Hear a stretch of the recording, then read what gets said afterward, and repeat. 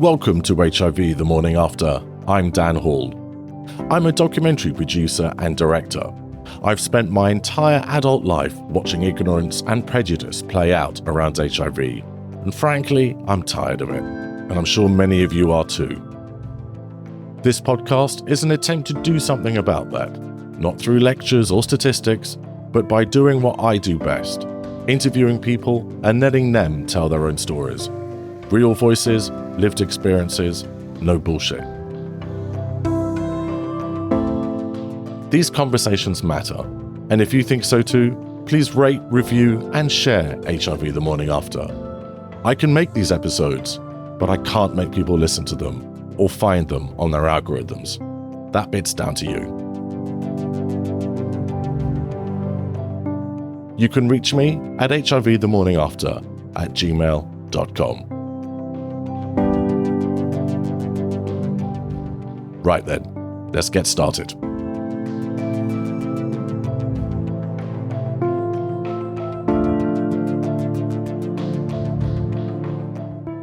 Today I'm speaking with Eli Fitzgerald, a guest who has never known life without HIV. At just 26, Eli works as a peer support integration manager whilst advocating nationally and internationally for trans people living with HIV. His story challenges every assumption about what it means to grow up positive in an era of effective treatment.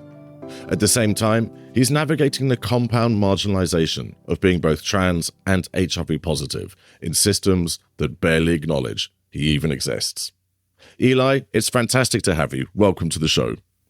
Thank you. This is very exciting. Let's start with something that you said that really struck me, that you've never really known life without HIV. Tell me about that.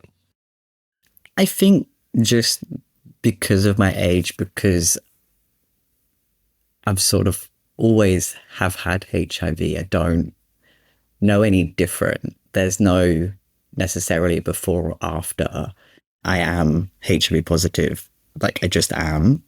There is no differentiation between one life or the other. There just is a sense of that's you. Can you take us back to that earliest memory that you had of understanding what HIV meant in your life? I think when you are so young and to know you've got HIV, you almost have this childhood resilience, I guess, is something we've all got. And it's that this is my life. I don't really care. I don't really know what this means.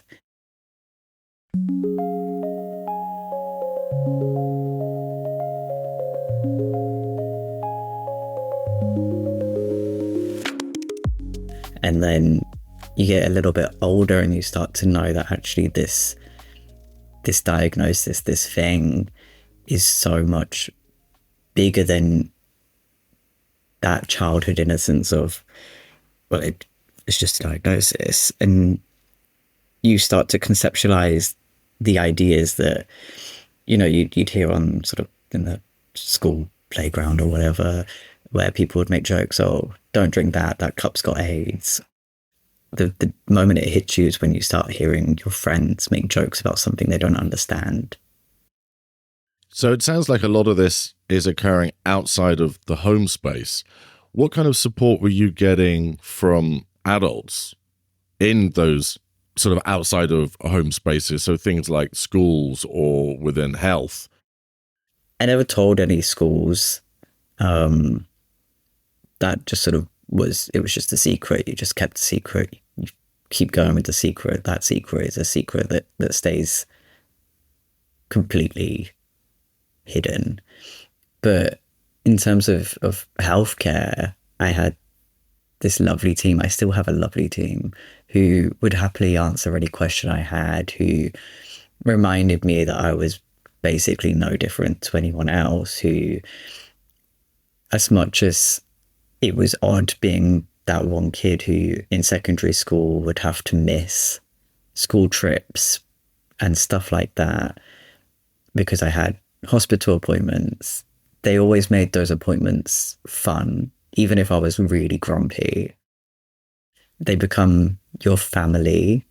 I don't think anyone who has had HIV, like in that sort of context, we all perceive our HIV team almost as family members. And why do you think that is? Because something that has really struck me in all the years I've been involved in HIV advocacy, this sense of the logical family is incredibly strong.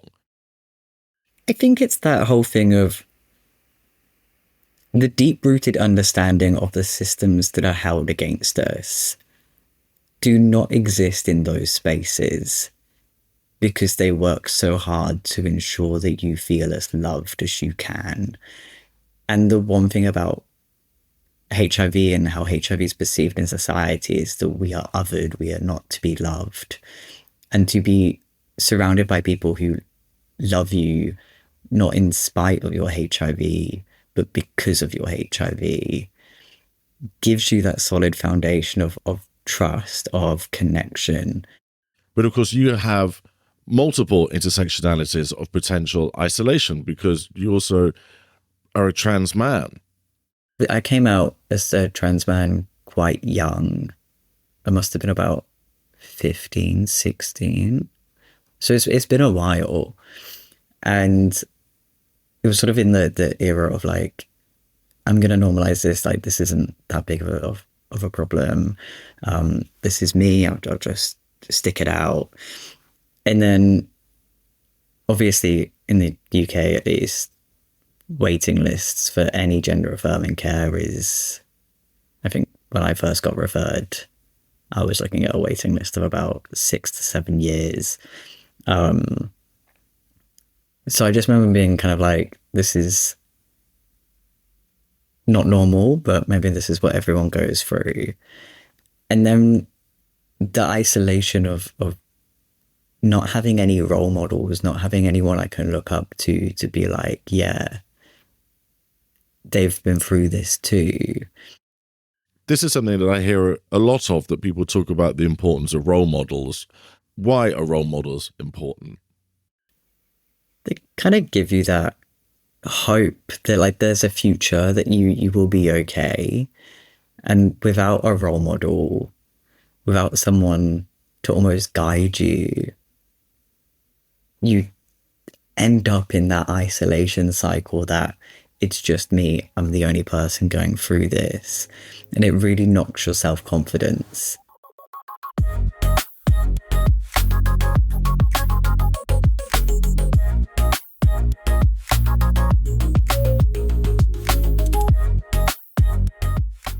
What does that isolation feel like? Especially, you're young at this point. So I lived in a village for a while. I was very aware that I was probably the only like queer person in the village, which was fine. And I think, you adapt to that. And then to be very aware that actually maybe that's that on a global scale is terrifying, because you don't know what's what. You don't know if you'll even be able to transition, to take hormones, to become who you want to become, because the lack of research, the lack of acknowledgement, the lack of visibility. And it was scary. It was so isolating.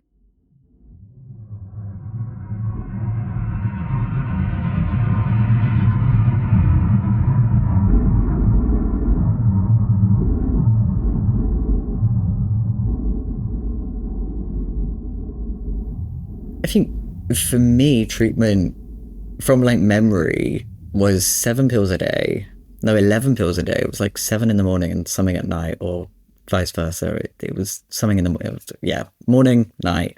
You can't go to school before you take your meds, so you have to take your meds. And then when you come home from school, you have dinner and you take your meds, you go to bed.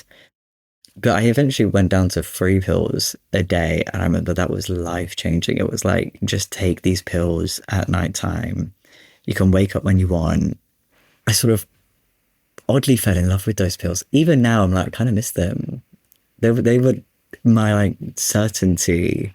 And I think with all the chaos that sort of began with the transitioning and all of that, the one consistent thing in my life was my medication.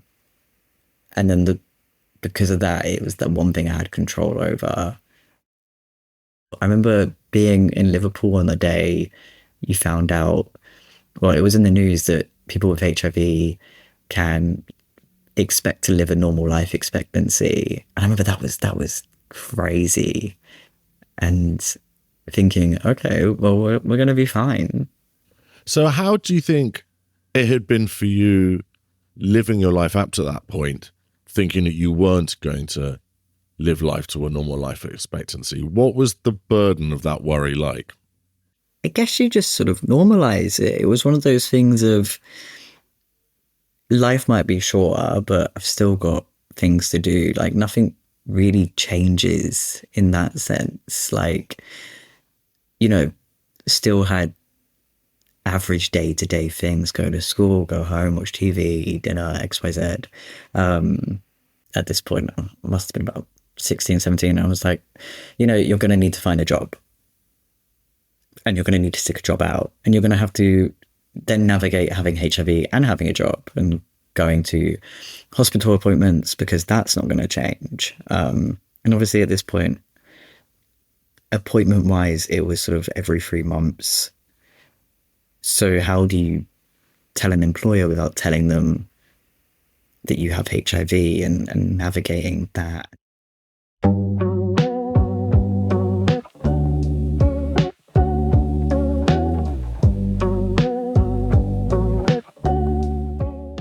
So was 16 when you left the relative safety of education and sort of had to be thrust out into the world? I struggled towards the end of the sort of between 16 and 18, 19. I just couldn't stick school with the whole navigating being trans, going to college, going to sixth form, trying to work out what to do next. I was always a bit stuck on what to do next, because my heart was always in working alongside charities like Chiva, which support young people living with HIV. And I kind of loved that. I loved the activism, the advocacy. I think it stemmed a lot from the isolation and the wanting more, not just for myself, but for my friends, the people around me who deserve better, to know that we can't just hide away. We can't let life eat us, and we can't let our friends, our peers go through school hearing comments like, oh, they've got AIDS, and make jokes about sort of HIV. And had you felt that coming into your own trans identity subsequently altered your relationship with HIV in any way? It broadened how I felt about HIV, in the sense of understanding that you have one stigmatized thing and another thing that you might face judgment for. It felt like sitting on a really wobbly fence, or being a ping pong ball, just sort of being not quite knowing where you're going to end up, but also at the same time knowing that if I want a future that looks like a future that I want, where I get to be myself, I need to look after my HIV. But then also realizing that the only thing you do have control over is your HIV, and was a bit done with being a combination of problems, if that makes sense. I'm not saying all teenagers are like this, but I think it's that thing of, when you're a teenager, sometimes you just want a bit of control in life. You want something that is yours, that you can have a say over. And when everything feels like it's out of control, I guess the one thing I turned to was trying to take control over my HIV, and not necessarily in a good way, as in, stopping my meds and not going to hospital appointments. It seems a very counterintuitive thing to do about one's health. So can you help people listening to this to understand why you would choose to do that? There's so many reasons why someone might stop taking their meds, whether that's because they can't face HIV or because their life might be feeling as if it's derailing per se, or you just don't want to deal with HIV, and not just HIV, but you just don't want to deal with being that person that takes meds or being trapped, I guess. And it was explained to me when I was younger, is sometimes it sort of works in the same sense that eating disorders do. So that control, that element of almost self-harm. I think there can be something, especially as an adult, there can be something annoyingly infantilizing about being reliant on someone else. And even if that someone else is a pharma company providing you with your pills, it's something I've had to do since I was 16. I've been on anti-seizure medication since I was 16. And it can be annoying. And sometimes you can want to run out of the front door and go, I just want to be independent. I don't want to be reliant on anyone. Yeah.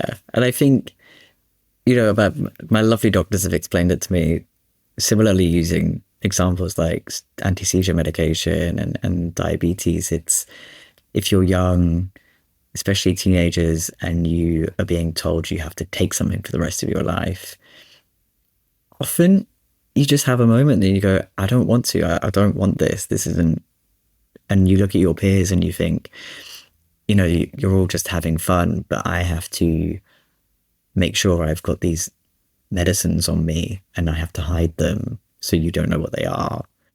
And it's that whole thing of, as people got older, you'd go to house parties, you'd go out, and in my pocket I'd have to wrapped up in tinfoil, which ended up just looking like I was hoarding drugs, to be honest, were my pills.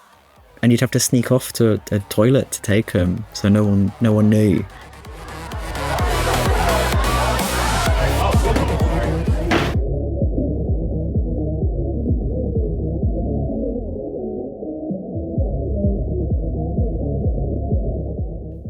And we spoke earlier about the intersectionalities of trans identity and HIV positive identities. And do you feel that there are questions that trans people living with HIV have that are going unanswered?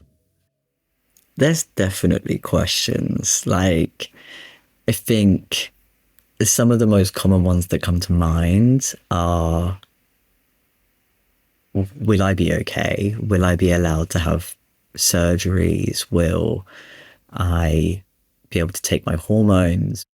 Will I be allowed to be myself is the general theme, because I think the stigma of HIV, the stigma of having HIV and accessing healthcare in a non-HIV specific area, so gender sort of identity support, gender-affirming care,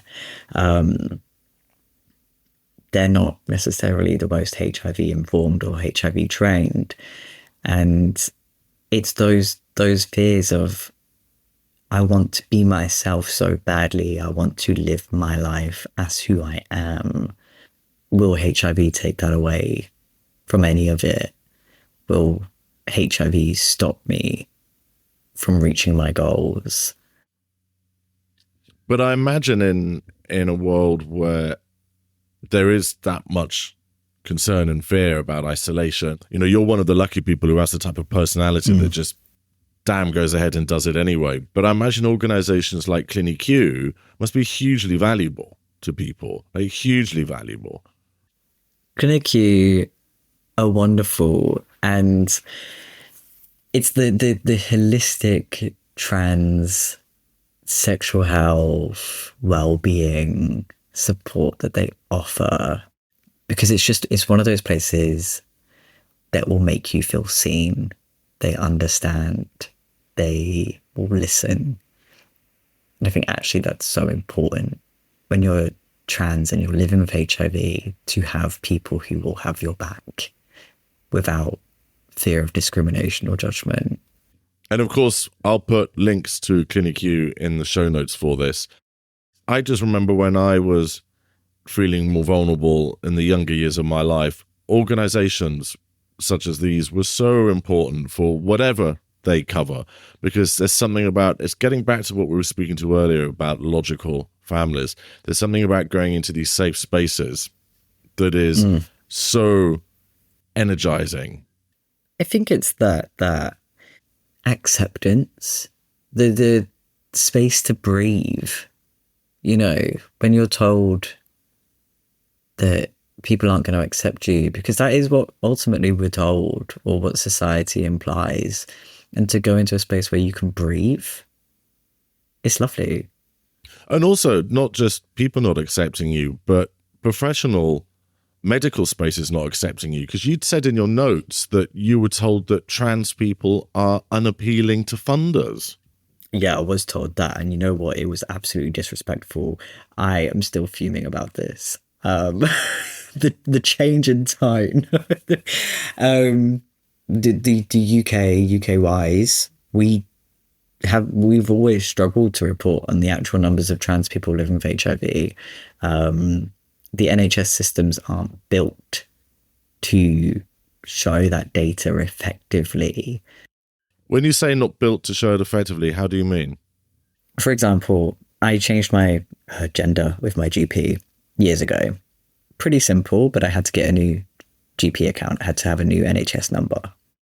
The NHS in itself doesn't allow for anyone that isn't male or female. So I obviously changed my NHS number from a female number to a male number. But in some hospitals, there's almost what feels like they just can't be asked. If I go to an A&E sort of closer to where I grew up, I'm called Miss Eli Fitzgerald. And it's awful. You know, I had to go into A&E a couple of years ago, and I was on the women's ward, and I was like, I do not look like a woman. This must be uncomfortable for the other women on this ward, because I'm not them. This is weird. So if I was accessing sort of HIV care there, I would be reported under female data, which would skew the data because I'm not. But there's no set way to do it. No one's really going, this is how you do this. So it is just systems failing us. Can you help explain to people who don't understand why that is inappropriate to call you Miss Fitzgerald? Firstly, it's rude. Like, if someone gets married, no one has an issue changing Miss to Mrs., or I guess there isn't one for Mr., but you get what I mean. And don't get me wrong, I'll always forgive an accidental slip up. We can't assume that everyone knows or will know, and that's okay. If it's an accident and it's a genuine accident, it's an accident. We learn and we move on. But when I'm sat there sounding like this and looking like this, and knowing that I am who I am, for someone to go, well, you're not. And it just hurts. It hurts inherently. It's like, I know who I am.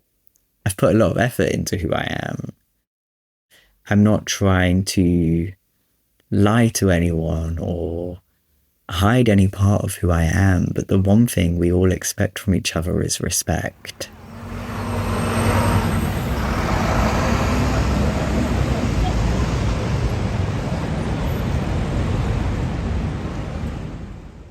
You've spoken a lot about this sense of isolation, but in fact, you did go on to find your people, didn't you? I love the HIV sector. As much as, don't get me wrong, sometimes it does piss me off, but it's finding the people who will love you no matter who you are, and knowing that even if you're different, even if there is only one of you, they'll still be there for you. They still see you. They'll still respect you. And you learn so much from the people around you on how to empower yourself, how to empower others, how to share your story in a way that suits you, how to stand up for what you believe in, what you want to see change, and to feel encouraged to be yourself and to not take shit. You know what I mean? And having that, it's like a hug. I don't really know how to phrase it. But who were the first people that you met? Now, how did it come about? Some of my closest friends were the first people I met, and we sort of all met at the same place around the same time, and it was lovely. You know, we were all involved sort of with sort of Chiva. We were all just young and sort of teenagers, and it was beautiful. It was this gorgeous realization that we're all just here. We all have an understanding of what each other's been through. And can you tell us what Chiva is? So Chiva is a charity that supports children, young people and young adults living with HIV in the UK and Ireland. And it's the most wonderful charity, honestly. They run a series of support services for young people. They have an annual camp which sort of takes in about 100-ish young people aged, I want to say 10 to 17, living with HIV from across the UK and Ireland.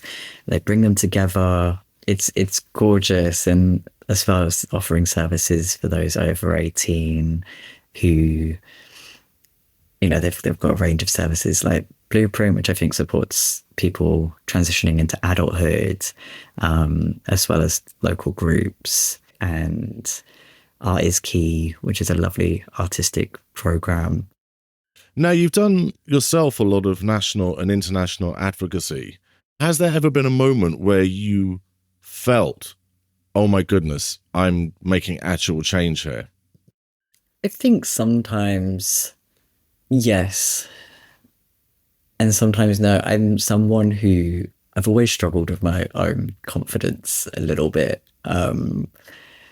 which has always shocked me, because God knows how I managed to get into public speaking when I find it absolutely terrifying.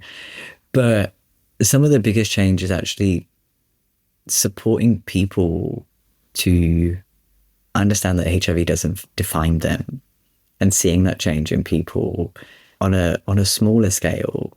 As much as we would all love to push for huge change, but for me, one of the reasons I always got into this was to get those small little changes, to make people feel like HIV doesn't define them, to know that you can live your life with HIV and to live it well, and not to sugarcoat it either. Like, if you're struggling, speak up. Don't be afraid to do it alone.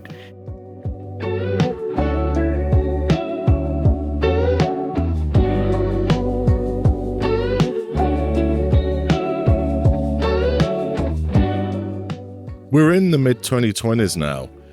When you look at HIV services, do you think we have reached absolute trans inclusion? Is everything marvelous and perfect now? No. You know, it's a bit of a potluck when it comes to being trans and living with HIV, no matter what your transition looks like.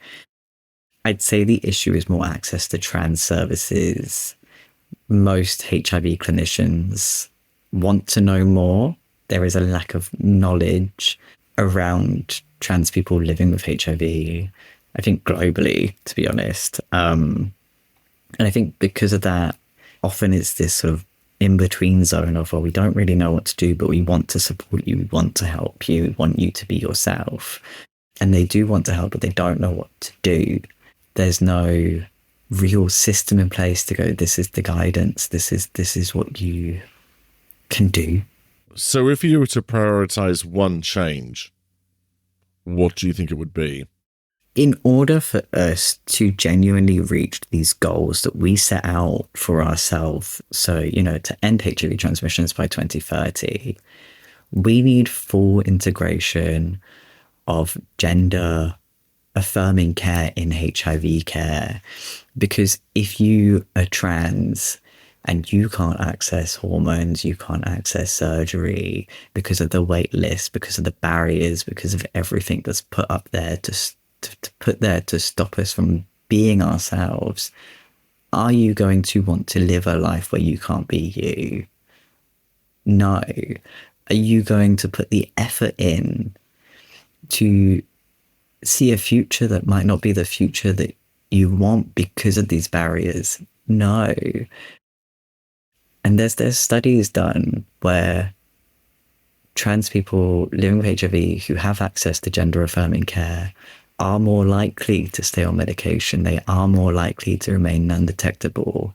And these are key things that we need to prioritize when it comes to trans people living with HIV and accessing HIV care. But we can't put that burden on HIV clinics either. There just needs to be a cohesive service, and even beyond HIV itself, in testing and all of those things. You know, if we're not allowed to be ourselves, then what makes people think that we're going to look after ourselves? Bearing that in mind then, Eli, for young trans people living with HIV who are listening to this, what would you want them to know? Just keep going, keep holding on, reach out to people. Don't let HIV define your transition. You can still transition, you can still access hormones, even if you've got to wait for it. It's worth it. And be angry. Be angry. I wish I was angrier. And let that anger out. Don't take it out on yourself and don't take it out on others, but do try and get your anger out in a meaningful way. Don't hold it all in. Because there is a future.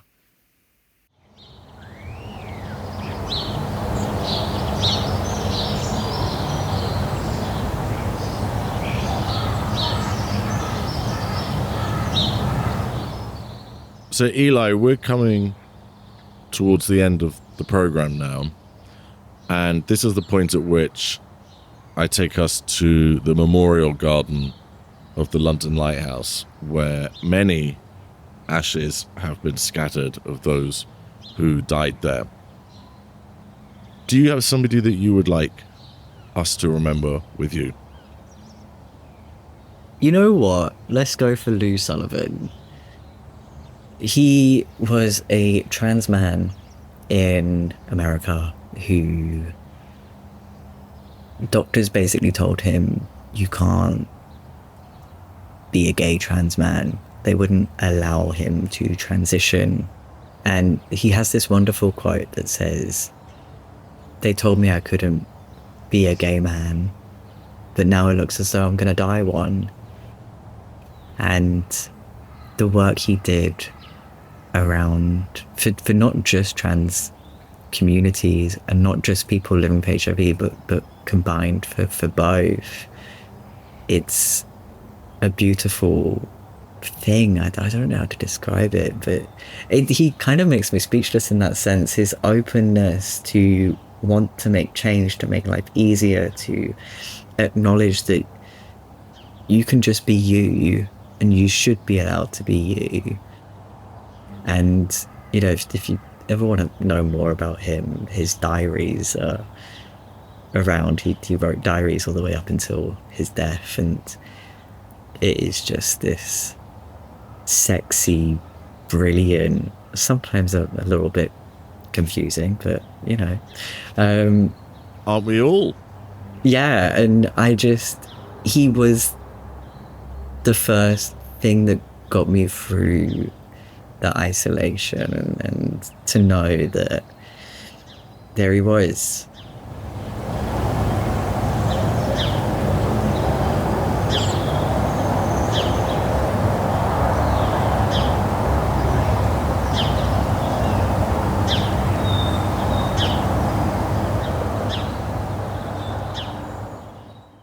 You're going to sign off this episode now with a postcard to the world. What would it say? just be nice to people. Like, genuinely, you don't know what people are going through. The best thing any of us can do for each other is to be mindful and to just accept them for who they are. Just accept people and don't judge. Eli Fitzgerald, thank you ever so much for being a guest here on HIV The Morning After. You've genuinely brought a really unique perspective to this story. Thank you so much for sharing it with us. Thank you. This was thrilling.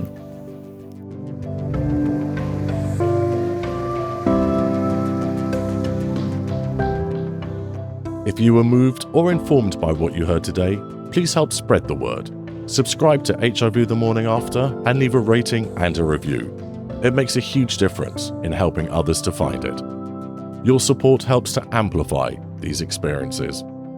If you'd like to get in touch, suggest a guest, or share your own thoughts, you can email me at hivthemorningafter@gmail.com. And remember, if you encounter HIV stigma in a bar, call it out. If you encounter it at work, call it out. If you encounter it online, call it out. Because if you don't, you're part of the problem. The theme tune is by Pauline Nidu at unstoppablemonsters.com. And many thanks to Murray Lang for his continued support. And thank you for listening. Join me next time for another important conversation on HIV The Morning After. I've been Dan Hall.